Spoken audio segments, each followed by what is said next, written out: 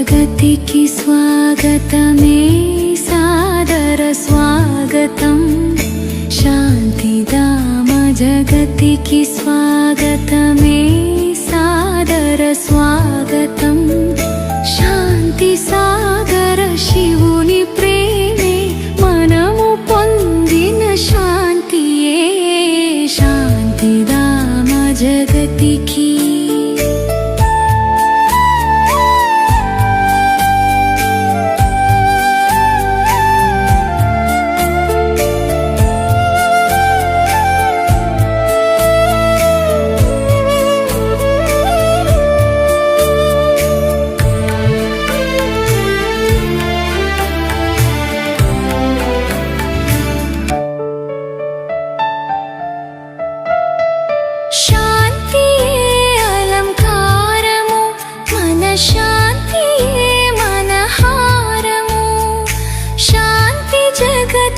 సీమలో పొందేను శాంతి కానుకే మనకి శాంతి కానుకే శాంతిమయ పరివార ప్రేమ మనకి మాత్రమే సొంతము శాంతిమయ పరివార ప్రేమ మనకి మాత్రమే సొంతము శాంతి సాగర శివుని ప్రేమే మనము పొందిన శాంతియే శాంతిధామ జగతికి స్వాగతమే సాదర స్వాగతం శాంతిధామ జగతికి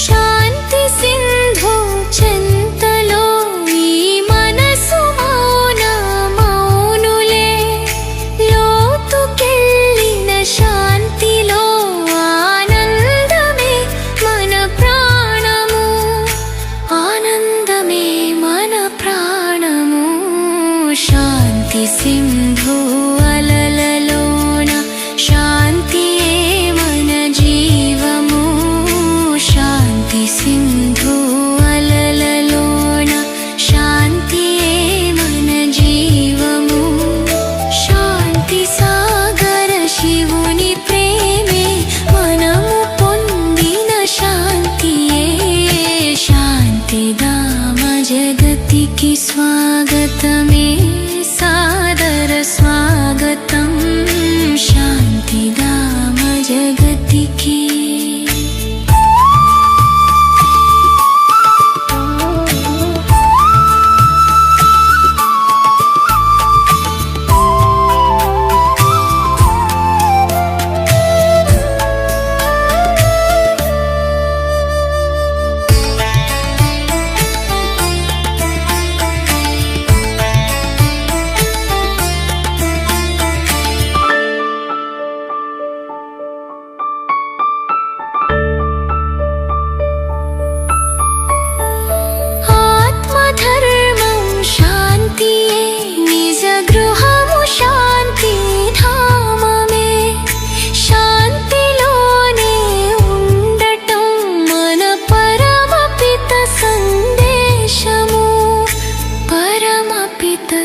సందేశము శాంతి శీతల తల్లి నీడలో మనసు శాంతిగా మారెను శాంతి శీతల తల్లి నీడలో మనసు శాంతిగా మారెను శాంతి సాగర శివుని ప్రేమే మనము పొందిన శాంతియే శాంతిధామ జగతికి స్వాగతమే సాదర స్వాగతం శాంతిధామ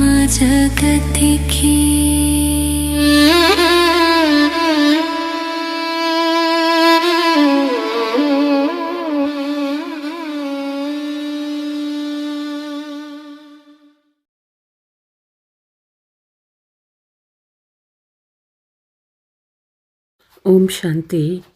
మురళీ డేట్ 30/12/2025. మధురమైన పిల్లలారా, పాపభారం నుండి తేలిక అయ్యేందుకు నమ్మకస్తులుగా అవ్వండి. నిజాయితీతో మీ కర్మల కథను వ్రాసి తండ్రికిస్తే క్షమింపబడతారు. ప్రశ్న: సంగమయుగంలో పిల్లలు మీరు ఏ బీజాన్ని నాటరాదు? జవాబు: దేహాభిమానమనే బీజము. ఈ బీజము నుండి అన్ని వికారాల వృక్షము మొలకెత్తుతుంది. ఈ సమయంలో ప్రపంచమంతటా పంచవికారాల వృక్షాలు పెరిగి ఉన్నాయి. అందరూ కామక్రోధాల బీజాలు నాటుతూ ఉంటారు. తండ్రి ఆదేశం ఇస్తూ ఉన్నారు, పిల్లలు యోగబలం ద్వారా పావనంగా అవ్వండి. ఈ బీజాలు నాటడం మానేయండి. పాట: మిమ్మల్ని పొంది మేము సర్వము పొందినాము. ఓం శాంతి. మధురాతి మధురమైనటువంటి ఆత్మీక పిల్లలు పాట విన్నారు. ఇప్పుడు కొంతమందే ఉన్నారు, పోను పోను పిల్లలు చాలామంది అవుతారు. ఇప్పుడు ప్రాక్టికల్గా కొద్దిమందే అయ్యారు. అయినా ప్రజాపిత బ్రహ్మ అయితే అందరికీ తెలుసు కదా, పేరే ప్రజాపిత బ్రహ్మ. అనేక మంది ప్రజలు ఉన్నారు. అన్ని ధర్మాల వారు వీరిని తప్పకుండా ఒప్పుకుంటారు. ఇతని ద్వారానే మనుషులు రచించబడతారు కదా. బాబా అర్థం చేయిస్తూ ఉన్నారు, లౌకిక తండ్రిని కూడా హద్దు బ్రహ్మ అని అంటారు. ఎందుకంటే వారి వంశం కూడా తయారవుతుంది. ఇంటి పేరుతో వంశము కొనసాగుతూ ఉంటుంది. అతను హద్దు తండ్రి, ఇతను బేహద్దు తండ్రి. ఇతని పేరు ప్రజాపిత. అలౌకిక తండ్రి పరిమిత ప్రజలను రచిస్తాడు. కొంతమంది రచించరు, ఇతను తప్పకుండా రచిస్తాడు. ప్రజాపిత బ్రహ్మకు సంతానము లేదని ఎవరైనా అంటారా? ప్రపంచమంతా ఇతని సంతానమే. మొట్టమొదటివారు ప్రజాపిత బ్రహ్మయే. ముస్లిమ్స్ కూడా ఎవరినైతే ఆదం బీబీ అని అంటారో అది ఎవరో ఒకరికి వర్తిస్తుంది కదా. వీరే ఆడం ఈవ్. ఆది దేవుడు, ఆది దేవి అని పిలిచేది కూడా ఈ ప్రజాపిత బ్రహ్మనే.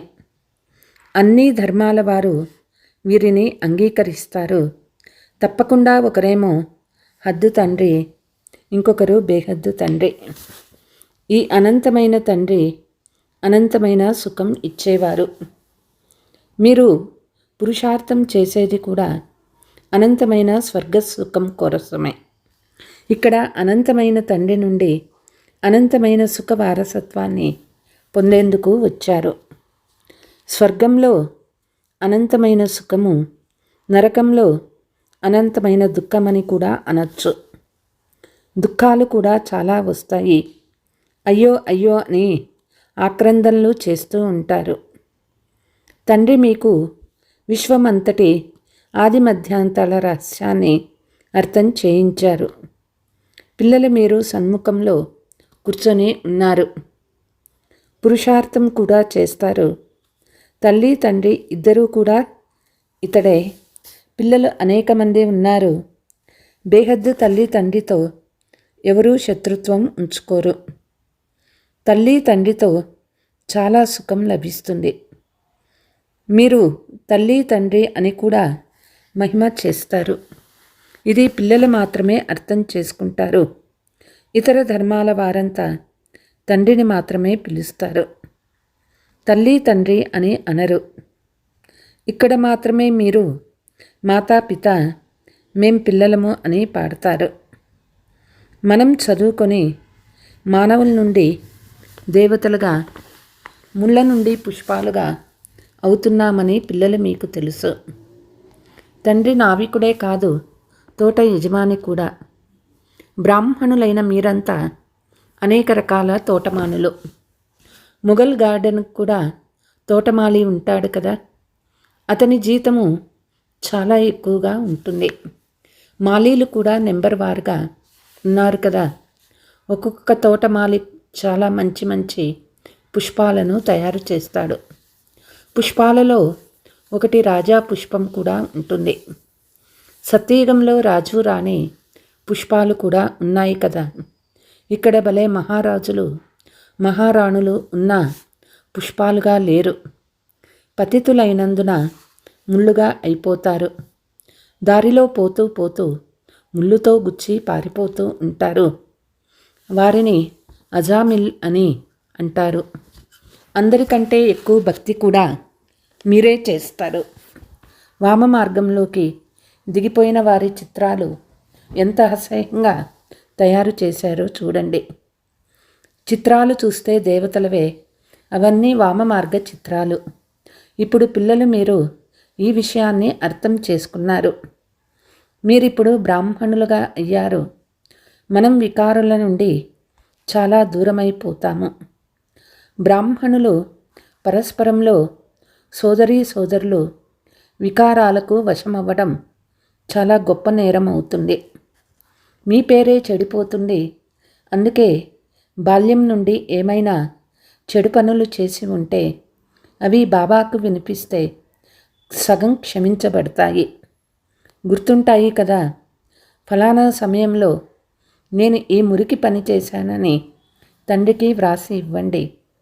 నిజాయితీ కలవారు, విశ్వాసపాత్రులు బాబా మేము ఈ మురికి పనులు చేశాము, క్షమించమని వ్రాసి ఇస్తారు. తండ్రి అంటూ ఉన్నారు, క్షమాపణలు ఉండదు. కానీ సత్యం తెలిపినందున వారు తేలికైపోతారు. అంతేకాని మరిచిపోలేరు. ఇక ముందు అటువంటి పని చేయకుండా ఉండేందుకు సావధాన పరుస్తాను. కానీ మనస్సు తప్పకుండా తింటూనే ఉంటుంది. బాబా మేం అజామిల్లావలే ఉండేవారమని అంటారు.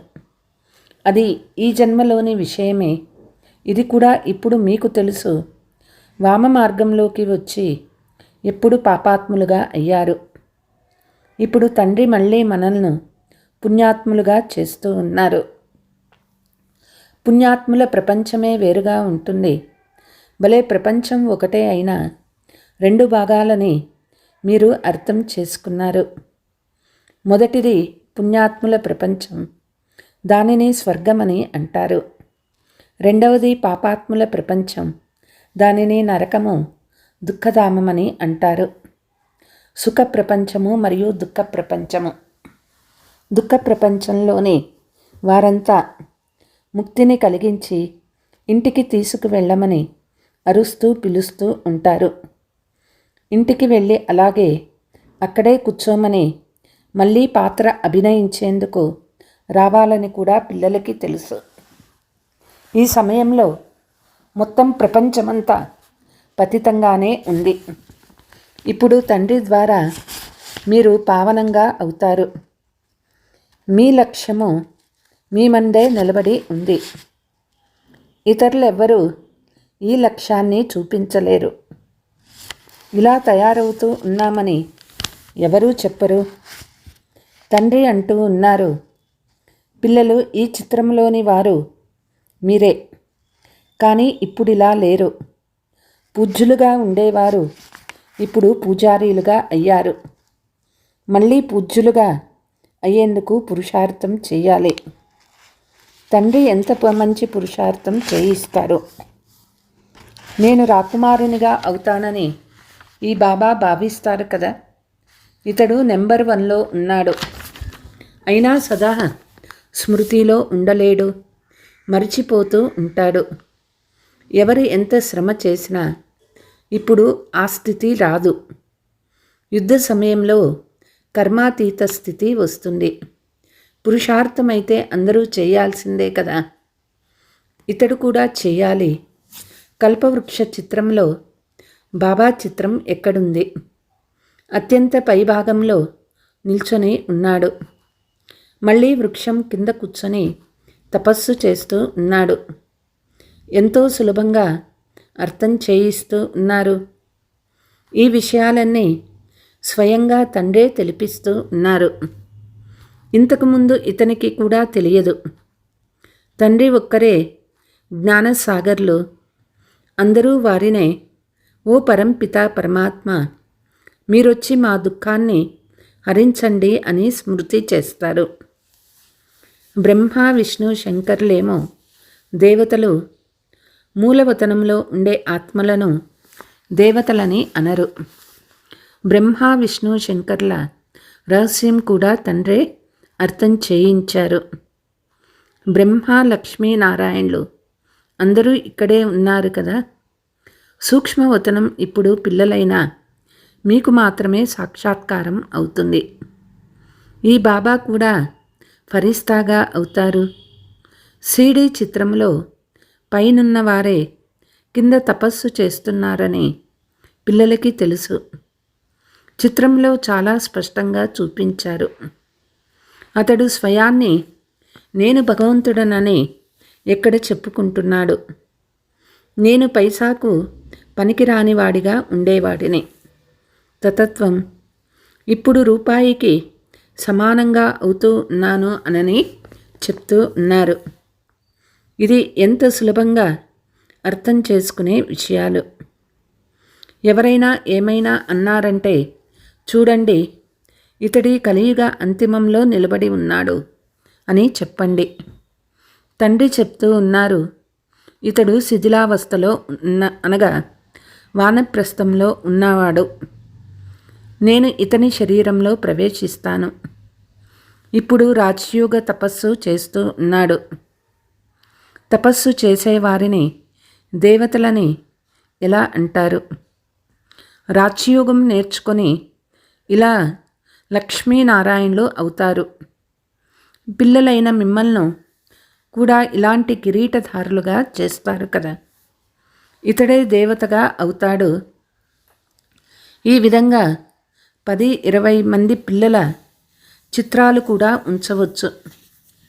ఇలా తయారవుతారని చూపించేందుకు చిత్రాలు ఉంచండి. ఇంతకుముందు ఈ విధంగా దేవతలుగా అలంకరించి ఫోటోలు తీశారు. ఇది అర్థం చేయించే విషయం కదా. ఒకవైపు సాధారణ ఫోటో, రెండవ వైపు డబల్ కిరీటధారి. మనం ఇలా తయారవుతామని మీకు తెలుసు. ఎవరి లైన్ క్లియర్గా ఉంటుందో, ఎవరు చాలా మధురంగా తయారవుతారో వారే ఇలా అవుతారు. ఇప్పుడు మనుషుల్లో కామక్రోధ మొదలైన బీజాలు చాలా ఎక్కువగా ఉన్నాయి.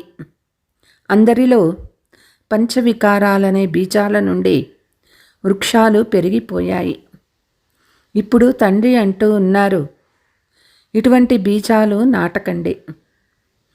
సంగమ యుగంలో మీరు దేహాభిమానమనే విత్తనాలు నాటరాదు. కామ బీజాన్ని నాటరాదు. అప్పుడు అర్ధకల్పం వరకు రావణుడు ఉండడు. ప్రతి విషయాన్ని తండ్రి కూర్చొని అర్థం చేయిస్తున్నారు. ముఖ్యమైన విషయం ఒక్కటే, మన్మనాభవ. తండ్రి అంటూ ఉన్నారు, నన్ను స్మృతి చెయ్యండి. అందరికంటే వెనుక ఉండేది ఇతడే. అందరికంటే ముందు కూడా ఇతడే ఉంటాడు. యోగ బలంతో చాలా పవిత్రంగా అవుతారు. ప్రారంభంలో పిల్లలకు చాలా సాక్షాత్కారాలు అయ్యేవి. భక్తి మార్గంలో నవదా భక్తి చేసినప్పుడు సాక్షాత్కారాలు అవుతాయి. ఇక్కడ వీరు అలా కూర్చొని ఉండే ధ్యానంలోకి వెళ్ళిపోతారు. దీనిని ఇంద్రజాలమని భావించేవారు. ఇది ఫస్ట్ క్లాస్ ఇంద్రజాలము. మీరాబాయి చాలా తపస్సు చేసింది. సాధు సత్పురుషుల్లో సాంగత్యంలో ఉండేది. ఇక్కడ సాధువులు మొదలైన వారు ఎక్కడున్నారు? ఇతడు తండ్రి, శివబాబా ఒక్కరే. ఇక్కడ గురువులు ఎవ్వరూ లేరు. అచ్చా, मीठे मीठे सिकीलते बच्चों प्रति मात पिता बाप दादा का याद प्यार और गुड मॉर्निंग. रूहानी बाप की रूहानी बच्चों को नमस्ते. हम रूहानी बच्चों की रूहानी मात पिता बाप दादा को याद प्यार गुड मॉर्निंग नमस्ते. ధారణ: సదా ఇప్పుడు మేము బ్రాహ్మణులము కాబట్టి వికారాలకు చాలా దూరంగా ఉండాలి. ఎప్పుడూ వికారాలు మాపై దాడి చేయరాదు. చాలా నిజాయితీగా, తండ్రికి నమ్మకస్తులుగా ఉండాలి. డబల్ కిరీటధారులైన దేవతలుగా అయ్యేందుకు చాలా మధురంగా తయారవ్వాలి. లైన్ క్లియర్గా ఉండాలి. రాజయోగ తపస్సు చేయాలి. వరదానము: సదా బేహద్దు స్థితిలో స్థితమై ఉండే బంధనముక్త జీవన్ముక్తి భవ. దేహాభిమానము హద్దు యొక్క స్థితి. ఆత్మాభిమాని అవ్వడం బేహద్దు స్థితి. దేహంలోకి వచ్చినందున అనేక కర్మ బంధనాలలోకి హద్దులోకి రావాల్సి వస్తుంది. వరదానము: సదా బేహద్దు స్థితిలో స్థితమై ఉండే బంధనముక్త జీవన్ముక్తి భవ. దేహాభిమానము హద్దు యొక్క స్థితి. ఆత్మాభిమాని అవ్వడం బేహద్దు స్థితి. దేహంలోకి వచ్చినందున అనేక కర్మ బంధనాలలోకి హద్దులోకి రావాల్సి వస్తుంది. ఆత్మగా అయినారు అంటే ఈ బంధనాలన్నీ సమాప్తమైపోతాయి. బంధనముక్తులే జీవన్ముక్తులని అంటారు. అలా ఎవరైతే బేహద్దు స్థితిలో స్థితమై ఉంటారో వారు ప్రపంచంలోని వాయుమండలం, వైబ్రేషన్లు, తమోగుణి వృత్తులు, మాయా యొక్క దాడి, వీటన్నిటి నుండి ముక్తైపోతారు. దీనినే జీవన్ముక్తి స్థితి అని అంటారు. సంగమయుగంలో ఇది అనుభవం చేయాలి. స్లోగన్: నిశ్చయ బుద్ధి యొక్క గుర్తు నిశ్చిత విజయము మరియు నిశ్చింత. వారి వద్దకు వ్యర్థమనేది రాదు. అవ్యక్త సూచన: కర్మల గుహ్యగతిని తెలుసుకొని త్రికాలదర్శులుగా అయ్యి ప్రతి కర్మ చేయండి. అప్పుడే కర్మాతీతులుగా అవ్వగలరు. ఒకవేళ చిన్న చిన్న తప్పులు సంకల్ప రూపంలో జరిగిన దాని లెక్కాచారము చాలా కఠినంగా తయారవుతుంది. కనుక చిన్న తప్పును కూడా పెద్దదిగా భావించాలి. ఎందుకంటే ఇప్పుడు సంపూర్ణ స్థితికి సమీపంగా వస్తూ ఉన్నారు. అచ్చా, ఓం శాంతి.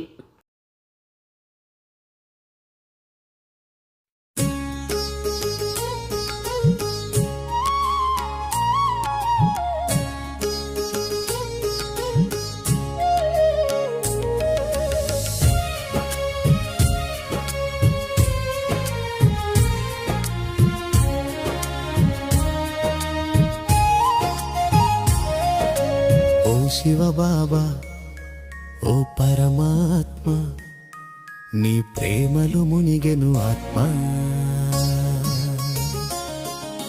జ్ఞానసాగరమా, శాంతిదాత, నీవే నా తండ్రివి, నా జీవనదాత. ఓ శివ బాబా, ఓ పరమాత్మ, నీ ప్రేమలో మునిగెను ఆత్మమా. జ్ఞానసాగరమా, శాంతిదాత, నీవే నా తండ్రివి, నా జీవనదాత.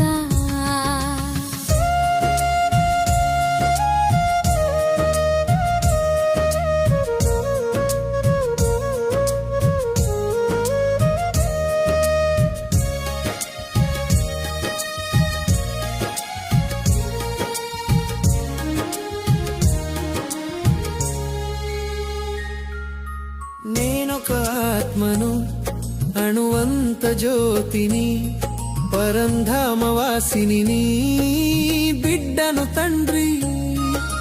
మరచితి సత్యం దేహాభిమానంలో, తిరిగి జ్ఞప్తికి తెచ్చావు ఈ కలియుగాంతంలో. నాటక చక్రమున తిరిగి తిరిగి అలసితి, నీ ఒడికి చేరి శాంతిని పొందితి. ఓ శివ బాబా, ఓ పరమాత్మ, నీ ప్రేమలో మునిగెను ఆత్మా. జ్ఞానసాగరమా శాంతిదాత నీవే నా తండ్రివి నా జీవనదాత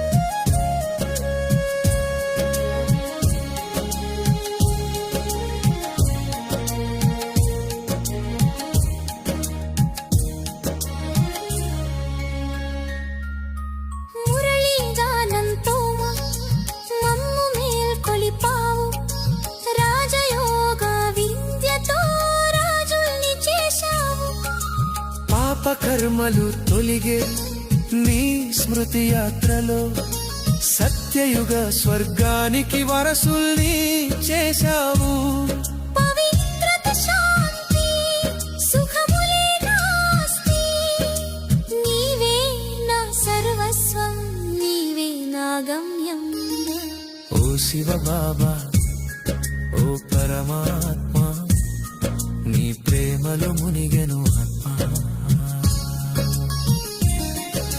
జ్ఞానసాగరమా శాంతిదాత నీవే నా తండ్రివి నా జీవనదాత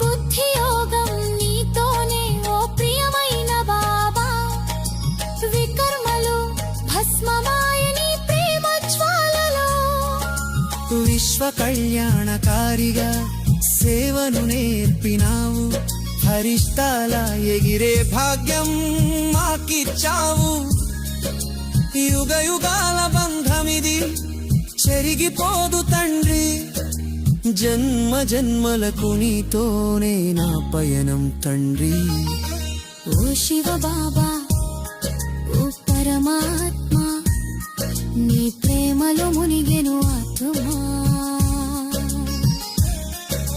జ్ఞానసాగరమా శాంతిదాత నీవే నా తండ్రి నా జీవనదాత ఓ శివ బాబా ఓ పరమాత్మ నీ ప్రేమలో మునిగెను ఆత్మా